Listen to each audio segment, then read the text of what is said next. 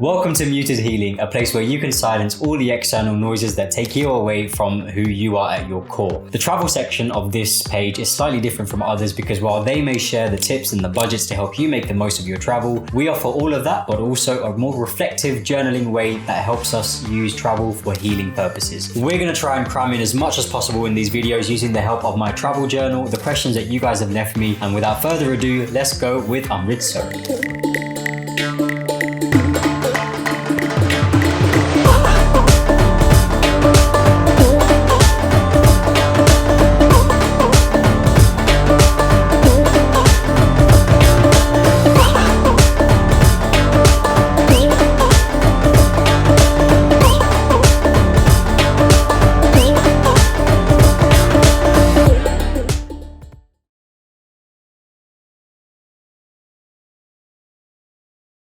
Welcome to the hostel I'm staying at in Amritsar.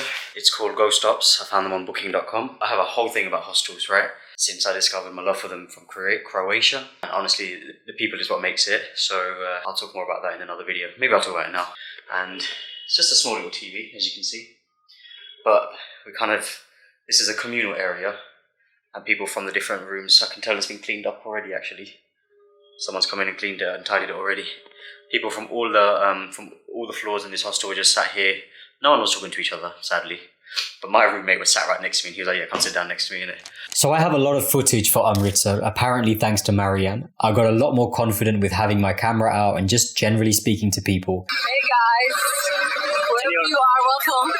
And that's my first reflection, I guess. I always thought of traveling as quite healing and giving me a space to get lost and be alone. But I didn't realize that this was also subconsciously not helping me with my fear of taking up space. When I'm going through the footage to send to my wonderful video editor, shout out to Lavalier, I realized just how much I also struggle to take up space even when nobody knows me. And evidently, Amritsar was a place where that changed. That said, you'll see the B-roll footage here of us going for a wonderful paratha breakfast at Pehelwan Kulcha House, literally a 2-minute walk from my hostel. Again, Marianne coaching me all the while. This total stranger who we bonded with over the World Cup final despite supporting different teams. Kulcha is a type of stuffed flatbread which has a really crispy pastry-like texture, and this place is famous for it because it's in and out service. There's people always coming and going. Now, I was filming outside, and you'll get this from some places because there's an element of distrust or fear of the unknown, I guess, but somebody from the Pehelwan Kulcha House actually came up to me and asked me to stop filming and to not film anything else at all. Now, this happened a lot in Kashmir, understandably for security reasons, but generally people will see you with a camera and they will feel a little bit uneasy because they don't know what you're going to do with that footage and so on, and that's totally fair enough. Now, it's just something to be mindful of, that some people will be dead against it because of this unawareness of who you are or what you're doing. And I think because I was a one-man crew and somewhat looked like a local, it's even easier to distrust. But Marianne, who is so visibly black, hijabi, it's obvious that anything that she films is purely for touristy reasons or business reasons or whatever. And I know we're playing at stereotypes here, but I think it does help to be aware of them so you can adjust your behavior in the right places, which is ironic because I'm talking about taking up space, but that's exactly the lesson. Take up space, but not at the expense of somebody else's space. I found a guided tour online which included a guide and a driver for the day for 3 places: Jallianwala Bagh, Sri Harimandir Sahib, or otherwise known as the Golden Temple, and the Wagah Border Ceremony. Now, they can actually pick you up from your hostel, so there's no worries about buses, rickshaws, or any kind of transit journeys there. So we're just on our way to started our Amritsar tour, and we're starting with the Jallianwala Bagh, which I think would be kind of emotional, you know, because I remember writing about it and studying it when we did post-colonial literature and English literature at A-level. You can see I've got myself ready for the Sri Harimandir Sahib as well. Commemoration. The Golden Temple, but first is Jallianwala Bagh. These are the names of the people who were massacred in Jallianwala Bagh. This was emotional. Seeing the bullet holes in the wall, the huge well that people fell into in the hope of surviving, or at least dodging the gun bullets. The Partition Museum was closed, but I went with Yuvesh the next day. How come you were so invested in the partition? I've always been interested in it since college days, and we're talking more than 10 years ago now, where I studied post-colonial literature. Now, I grew up in a place that was majority white British people, and I was one of the very few ethnic minorities, and I literally mean I can count them on the fingers of one hand. So studying the post-colonial element, studying partition, studying history through English literature actually helped me to connect with a sense of my identity that had long gone. Now, I know that this was history and I've got barely anything in common with them, but I found elements of my story in that conflict that the partition represented. And since then, I think the emotions, the fact that it was the largest movement of mankind from one place to another, the migration in history, has just always remained with me. And when I'm traveling, it helps when I put that textbook head away. So like, for example, even in Medina, in Saudi Arabia, or we'll use Amritsar as an example as well, I've done my research, my knowledge seeking, my findings, etc. before I came. While I'm here now, I want to see those places that I once read about. I want to hear about those stories. I want to tread the same land as those people, and I want to feel more. So that's why I was so invested in the partition elements of Amritsar, because I wanted to feel what I had already learned about. Now, if I link this back to the aims of this channel, if you're nervous about traveling, start with places that are easy for you or that you have a connection with, whether that's through your ethnic identity or your language, just an understanding of the culture even. You'll find connection, you'll find identity. So start there, and then you can start to push yourself out the boundary. We're about to walk into the Sheikh Harimandir Sahib. We just deposited our shoes. Now, if you flash back to the Kashmir video, remember when I said that some people or places can be quite strict about videography? This is one of those places, and understandably, it's a holy place. It's a place of worship. More so, the guards were on guard, pardon the pun, because recently some people had filmed some dance content for Instagram Reels or something using the background of the Golden Temple, which was just disrespectful, so they covered a blanket ban. That doesn't mean you can't take photos or videos. My tour guide was very sweet and tried to explain that I'm a traveler, vlogger, and they did say that you have to just get permission from their office, but I think at this stage, nobody could be bothered, so it was just agreed that I could take content, but don't get in people's way, be mindful and be respectful. And don't be so bait about it. Inside the Golden Temple, I got to see the langar being prepared. It's amazing that if you want to contribute to langar financially, the list is so long that there is enough food for several years. I don't remember the exact figure, but if you do, then please let me know in the comments. But this feels like a whole ecosystem in itself. The way that it's managed, from the sourcing of ingredients to the preparation, the serving, the eating, the washing, and the cycle just simply repeats around the clock. Reflections from the Golden Temple.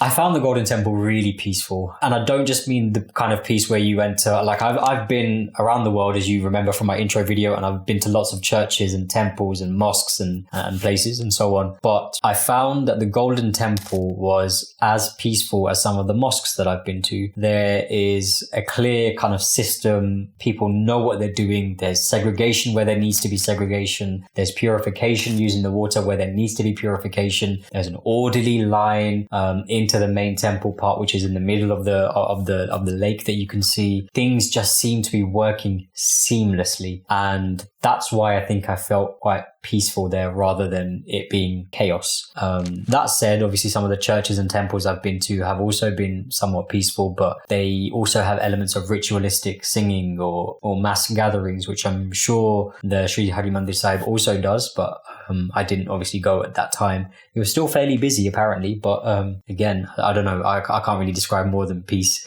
It was a little bit rushed for my liking. I would have liked to have gone back several times, but time was of the essence, and I wasn't alone. I was part of another group of people, so we had to just keep it moving.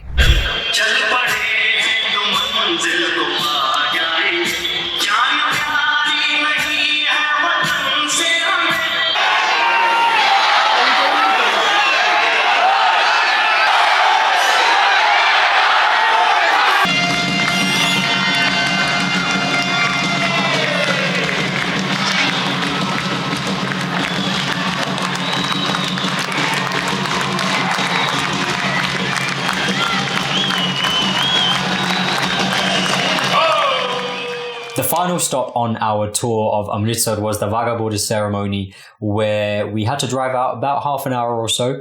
And if you want to get there early, it's a good idea to do so, because then you can secure a good seat. Now, the Wagah border ceremony happens every day at sunset, or at least when I think it's a sunset, or is it 5 p.m.? I can't remember. Again, let me know in the comments. And it was the lowering of the flags from both sides, Pakistan and India. So you've got the Border Security Force of India, you've got the Pakistan Rangers of Pakistan, and they're actually at this Atari border. Now, this border is now I think it's the only border that is allowed to be open currently in this current climate. And it opens to let people in and out, not just anyone, by the way. It's people who have documentation, people who perhaps are residents of the country, and they have to go through lots of security checks, obviously, to do so. My friend Marianne, who I was talking about, who I met out there, she actually used this border, but again, she had documentation, she had counter signatories, etc., from Pakistan to complete her security checks. Now, this lowering of the flag ceremony is symbolic and ritualistic of not only the rivalry between the two countries, but also the peace that is maintained. And it's meant to be quite a show. If anyone, for the thespians out there, if anyone's familiar with Commedia dell'arte, it's a bit like that. It's a lot of exaggerated leg raises, a lot of exaggerated marches, and it's meant to be a bit of a spectacle. But the whole thing begins with Bollywood music playing, patriotic songs that are playing, singing and dancing, MCs creating the vibe as well of this really patriotic element. My personal reflections from it was that, yes, it was emotive. I think the music that is chosen and the ritualistic nature and being part of a big crowd does some of that to you. A little shout out to my psychology teaching background, where you are talking about group mentality. But I'm not a nationalistic person. I have big contentions about nationalism anyway. But as a ceremony, it was an experience to see, of course. And there is a stark difference between the Pakistan side and the India side, which you can see. I had a good enough seat. Some of the B-roll footage will show you that as well. Some of your Pakistani friends will tell you that as well. But it will be interesting to see the ceremony from the other side, perhaps one day in the future. We are here tonight with my boy Yuvesh. Oh gee.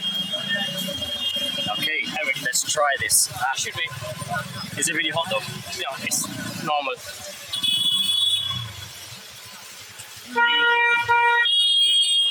Oh, that's nice. आप भी खा लो. Yeah, I should. मुझे भी खिलाओ. Because I only have one hand. 3, 2, 1, 2 at a time. After the Wagah border ceremony, we got dropped off back at the hostel, where I met up with my friend who took me around to see Amritsar by night.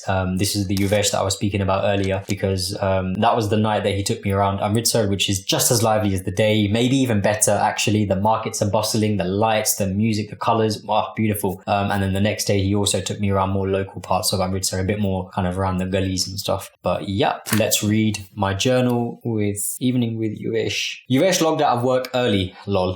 We ate masala dosa, which is ironic because I'm in Amritsar and I'm eating southern food, which was banging though, by the way. It's the first time I've had dosa, and it was, we sat and we booked my next few tickets. Okay, how did I forget this? As per usual, an issue pops up. Now, for some reason, and I am begging anyone who can tell me the answer to this, because I need to know, and I'm sure there are people out there who are going to travel to India, they also need to know. Why, in India, they have Google Pay, and they call it GPay. It's contactless, it works brilliant. In the UK, maybe it's my Android, I don't know.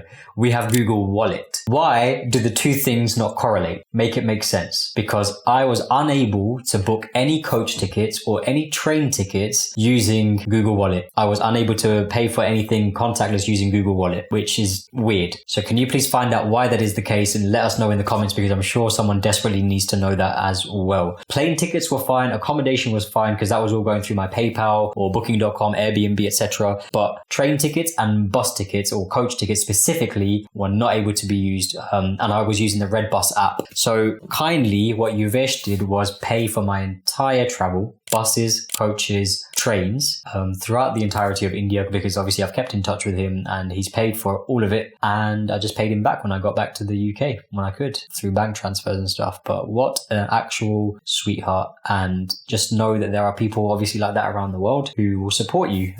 So big love to my friend Yuvesh for helping me complete my travels. You will never know what you mean to me and what you have done for me. So I'm currently at my friend's house. I made a new friend here called Yuvesh, and he's invited me to his house, where his mum made some lovely breakfast for me, including desi chai, and something called panjiri. Now, I'm not going to talk to you too much about Yuvesh. I don't want to introduce you to him just yet, because watch out for a compilation video where I introduce you to the various people that I met around India, but that's coming much later on. On my final day in Amritsar, before I caught the coach to go to Jaipur, we went to watch Avatar 2, or as my friend would call it, Avatar. We went to watch Avatar 2, which was pretty good actually, and then we went to the Partition Museum, which I missed out on the day before. Yuvesh invited me to his house to have breakfast with his family, which was wonderful. We went to watch Avatar 2. We ate Hakka noodles and French fries, which I later puked out on the sleeper bus, by the way, and you're going to find out all about why I hated sleeper buses from here onwards. We went to the Partition Museum, which was a huge difference. Can you believe it was 10 rupees for Indians, but 250 rupees for non-residents? Now, obviously, me having the privilege of looking Indian, Yuvesh bought me a ticket, and this whole museum was actually really emotional. It was good because I got to go at my own pace and I got to read everything. This is one of the perks of making friends with locals rather than guides. They're under a time difference, but locals, if they've got the time for you, then they will take you out and give you the best. I didn't know Punjab and Bengal was hit the worst, and that partition essentially lasted years for the Bengals. Next stop, Rajasthan.